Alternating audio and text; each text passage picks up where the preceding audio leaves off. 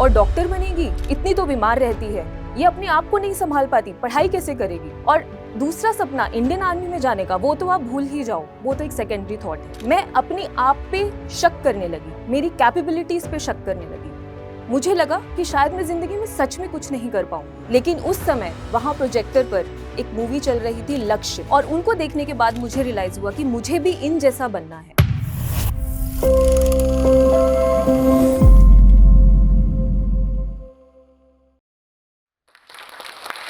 वो कहते हैं ना, मंजिल उन्हीं को मिलती है जिनके सपनों में जान होती है। पंखों से कुछ नहीं होता, हौसलों से उड़ान होती है। Jai Hind everyone. I am major doctor Anshula Verma, a former Indian Army officer, a trained paratrooper and a doctor who is currently pursuing her post graduation. मैं हरियाणा के डिस्ट्रिक्ट हिसार से बिलोंग करती हूँ और मैंने 7 साल इंडियन आर्मी में सर्व किया। लेकिन इस पहचान के पीछे एक कहानी है, एक ऐसी कहानी जिसको मैं आज आप सब से जोश टॉक के प्लेटफॉर्म के माध्यम से शेयर करना चाहती हूँ। मेरा जन्म राजस्थान के छोटे से शहर बांदीकुई में हुआ और मेरे जन्म के एक दिन पहले मेरे फादर का बहुत बुरा एक्सीडेंट हुआ, जिसमें बहुत लोगों की जानें गईं और बहुत लोग बुरी तरह जख्मी हो गए। एंड मेरे फादर जिंदगी और मौत के बीच में जूझ रहे थे। लेकिन the next day when I was born, we came to know that my father survived और सब ने फैमिली में मुझे लकी चार्म का टैग दे दिया। घर में हमेशा माहौल एकेडमिक रहा। पेरेंट्स ने शुरू से बहुत हार्डशिप्स और स्ट्रगल को फेस किया, लेकिन कभी भी मुझे वो महसूस नहीं होने दिया, मेरे तक पहुंचने नहीं दिया। बचपन से मेरे पेरेंट्स ने, मेरे फादर और मदर ने मुझे हमेशा एक ही चीज सिखाई है, that the most powerful tool which we have is education. और उसके लिए कड़ी मेहनत करना बहुत जरूरी है और मेहनत का कोई शॉर्टकट नहीं है। और इसीलिए बचपन से ये चीज मेरे दिमाग में बैठ गई। स्कूल में हमेशा टीचर्स की फेवरेट रही और एज अ मॉनिटर हर क्लास में सेलेक्ट हुई। 10th तक पेरेंट्स ने भी पढ़ाया, टीचर्स से भी पढ़ा, बट उसके बाद 11th में मैंने मेडिकल स्ट्रीम के लिए ऑप्ट किया, फिजिक्स, केमिस्ट्री, बायोलॉजी। वो ऑप्ट करने के बाद 11th क्लास में मैं बहुत बुरी तरह बीमार हो गई, जिसकी वजह से मेरी इम्यूनिटी बहुत वीक हो गई और जिसकी वजह से मैं टेस्ट में अच्छा परफॉर्म नहीं कर पाती थी। और मुझे आज भी बहुत अच्छे से वो दिन याद है कि मेरे ही सामने किसी ने मेरी मदर को बोला कि ये और डॉक्टर बनेगी, इतनी तो बीमार रहती है, ये अपने आप को नहीं संभाल पाती, पढ़ाई कैसे करेगी। और दूसरा सपना इंडियन आर्मी में जाने का, वो तो आप भूल ही जाओ, वो तो एक सेकेंडरी थॉट है। लेकिन मेरे पेरेंट्स को बचपन से मुझ में विश्वास था। मेरी मदर ने उनको क्लियर वर्ड्स में बोला कि मेरी बेटी आपको करके दिखाएगी। उसी दिन मैं घर वापस आई और मैं सोच में डूब गई। मैं अपनी आप पे शक करने लगी, मेरी कैपेबिलिटीज पे शक करने लगी। मुझे लगा कि शायद मैं जिंदगी में सच में कुछ नहीं कर पाऊंगी। बट एक दिन मैंने खूब सोचा और मैंने ठान लिया कि अब तो मुझे करके दिखाना है, मुझे अपने पेरेंट्स का सपना सच करना है और जो नेगेटिव कमेंट मुझे सुनने को मिला उसको मुझे चैलेंज के तौर पर लेना है। तो मेरा एडमिशन कॉलेज में हुआ फॉर MBBS ग्रेजुएशन और फिर आया 3rd ईयर MBBS। मुझे आज भी अच्छे से याद है, उस टाइम पे मैं मेंटल अब्यूज का शिकार हुई। कुछ लोग ऐसे थे जो मेरी पढ़ाई से बहुत जलते थे और टर्मिनल एग्जाम से पहले कुछ ऐसी चीजें करते थे जिनकी वजह से मैं पढ़ ना पाऊं, और मैं उसकी वजह से बहुत परेशान रहने लग गई और मैं एंग्जाइटी में चली गई, स्ट्रेस में चली गई और मुझे पैल्पिटेशंस होते थे, खाना नहीं खाया जाता था, मैं बहुत लो फील करने लग गई। But luckily again I was lucky कि मैं अपने पेरेंट्स से हर चीज शेयर कर पाई। मुझे अभी भी याद है, वो घंटों तक मुझे फोन पर काउंसिल करते थे और उन्हीं की वजह से उस समय मैं उस ट्रॉमा से बाहर निकल पाई। मेरे ग्रैंडफादर इंडियन आर्मी में थे। मैंने उन्हें कभी देखा नहीं, लेकिन उनकी बहादुरी के किस्से मैंने अपने फादर से बचपन से सुने हैं और जिनकी वजह से मैं बहुत इंस्पायर हुई और मैंने शुरू से ठान लिया कि मुझे इंडियन आर्मी में सर्व करना है, अपने दादाजी का सपना पूरा करना है, अपने पेरेंट्स को प्राउड फील कराना है एंड मोर ओवर मुझे अपने कंट्री को सर्व करना है और कुछ ऐसा करना है जिसके पीछे एक पर्पस हो। एक दिन नोटिफिकेशन आया, interview of short service commission officers in army medical corps. मैंने उसके लिए अप्लाई किया अप्लाई करने के बाद मैं तैयारी में लग गई, लेकिन अब तक मैंने जितने भी एग्जाम दिए थे सब में अच्छे मार्क्स आते थे, तो मैं ओवर कॉन्फिडेंट हो गई और मुझे लगा कि अभी तक तो अच्छे नंबर आए ही हैं, तो ये तो मैं कर ही लूंगी। But I was wrong. I couldn't qualify the interview. I was completely shattered और मैं बुरी तरह से हताश हो गई और मैं बहुत रोने लगी और फिर से मैंने ठान लिया कि मैं फिर से इंटरव्यू दूंगी। और विद इन 3 months फिर से नोटिफिकेशन आया, interview of short service commission officers in army medical corps. इस बार मैंने फिर से तैयारी करी, लेकिन और ज्यादा मेहनत के साथ। मैंने एक चीज पाई कि इंडियन आर्मी केवल आपकी एकेडमिक नॉलेज ही नहीं, बल्कि आपका self confidence, leadership qualities, communication skills, your overall appearance in the interview, हर चीज को असेस करती है। और दिन आया इंटरव्यू का, कमांड हॉस्पिटल कोलकाता। मुझे वो दिन अच्छे से याद है। हम सारे कैंडिडेट्स को एक हॉल में बिठा दिया गया था और उस हॉल में सब लोग बैठे थे और 2 बोर्ड ऑफ इंटरव्यूअर्स बैठे थे। हर बोर्ड में 7 इंटरव्यूअर्स बैठे थे। धीरे धीरे करके सबको इंटरव्यू के लिए भेजा गया। कुछ लोग सेलेक्ट रिकमेंड हुए और कुछ लोग रिजेक्ट हो गए। और उन्हें देख के मैं ये सोचने लगी कि ऐसा मुझ में है ही क्या, ये मुझे क्यों सेलेक्ट करेंगे। लेकिन उस समय वहां प्रोजेक्टर पर एक मूवी चल रही थी, लक्ष्य, और उसी समय एक सॉन्ग आया, लक्ष्य को हर हाल में पाना है। I literally got goose bumps. और मैं अपने आप से फिर बात करने लगी। मैंने खुद को बोला कि अंशुला, तुमने इतनी मेहनत करी है, have faith in yourself and stay confident. और मैं डीप ब्रेथ्स लेने लगी और मैं अपनी टर्न का वेट करने लगी और मैं तब तक खुद को समझाती रही। फिर मेरी टर्न आई, इंटरव्यू हुआ और मैं बाहर आई। जैसे ही मैं हॉल में बैठी, अपने रिजल्ट का वेट करने लगी और फिर मेरा नाम अनाउंस हुआ और बोला गया, yes doctor, you are in and you have that in you. I can't forget that moment in my life. Immediately I rushed, picked up my phone और मैंने अपने पेरेंट्स को कॉल लगाया। मेरे पेरेंट्स बहुत खुश थे। मुझे अभी भी याद है, मेरे फादर ने उस टाइम बोला कि बेटा, तूने अपने दादाजी का और हमारा सपना पूरा कर दिया। अभी भी मैं जब उस पल के बारे में सोचती हूँ तो इमोशनल हो जाती हूँ। और फिर उसके बाद मेरा मेडिकल क्लियर हुआ और उसके बाद मैं कॉल लेटर का वेट करने लगी। 1 महीने के अंदर कॉल लेटर आया और फिर दिन आया कमिश्निंग का, जब कंधे पर स्टार्स लगने थे।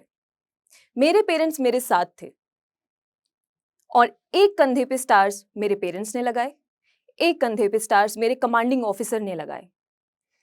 उस दिन जो चमक मेरे पेरेंट्स की आंखों में थी, जो गर्व मेरे पेरेंट्स की आंखों में था, वो मैंने कभी नहीं देखा था। और मेरे पेरेंट्स ने उस दिन मुझे पैट किया बैक पे और मुझे बोला कि बेटा, we are really proud of you. और उस दिन मुझे रियलाइज हुआ कि nothing is impossible in life. I dreamed of it, worked hard for it and I got it. उसके बाद मेरी पहली पोस्टिंग आई military hospital Hisar. First posting आने के 3 महीने में ही मेरी ट्रेनिंग आ गई, medical officer basic course eight officers training college Lucknow. वहां पर एक नॉर्मल इंसान को ऑफिसर्स में तराशा जाता है। वहां का स्केड्यूल कुछ ऐसा रहता था, हम सुबह 4 साढ़े 4 बजे उठते थे।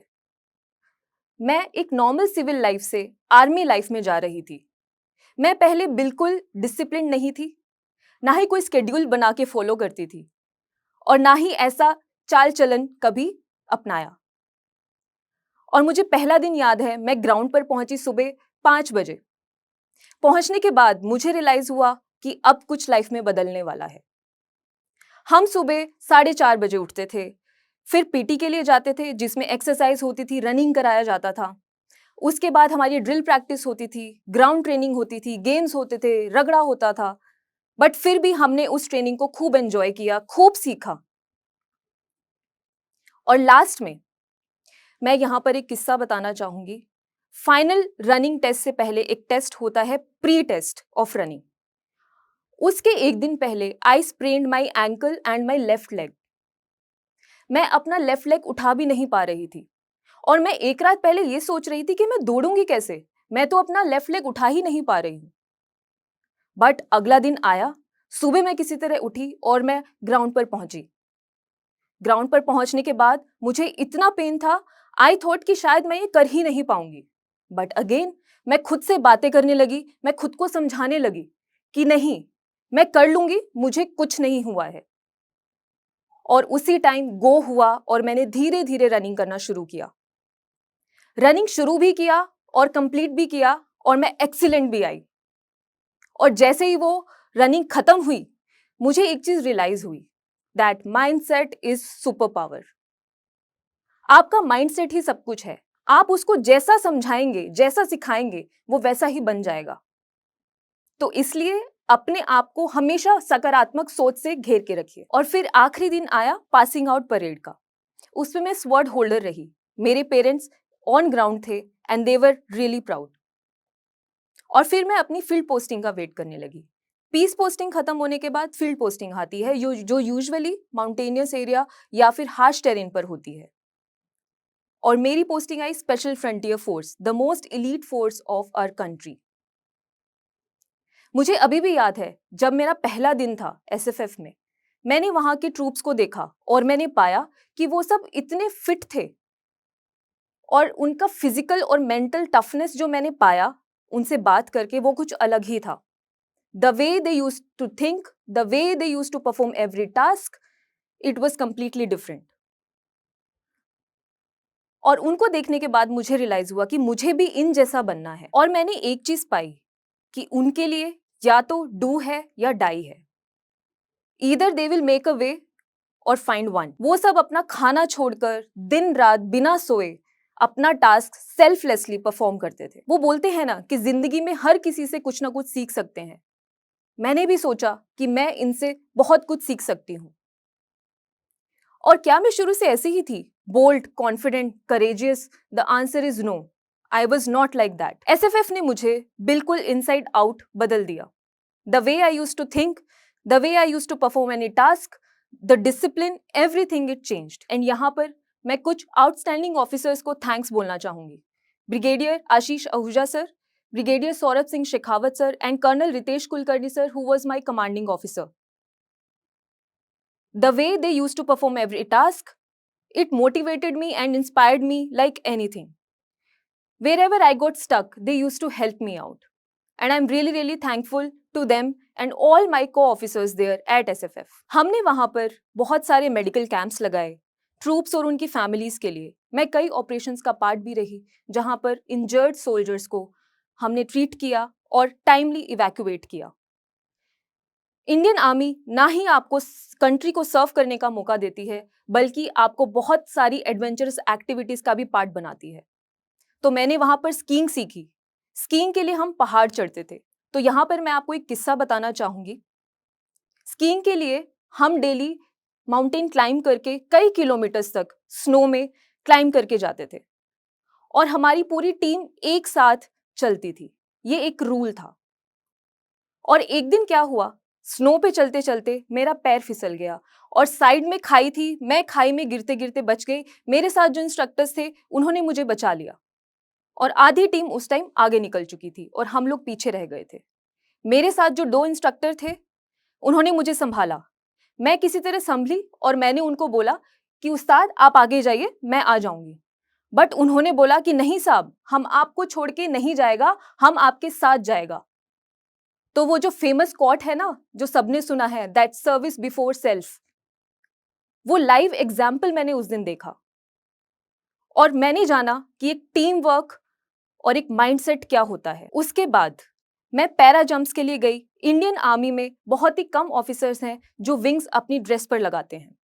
मुझे वो जंप करने का मौका मिला। मैंने वॉलंटरीली उसके लिए अप्लाई किया और कोर्स में जाने के बाद बहुत रगड़ा, कई किलोमीटर रनिंग और ग्राउंड ट्रेनिंग होती थी। ये जो कोर्स है इंडियन आर्मी में one of the toughest course में से माना जाता है।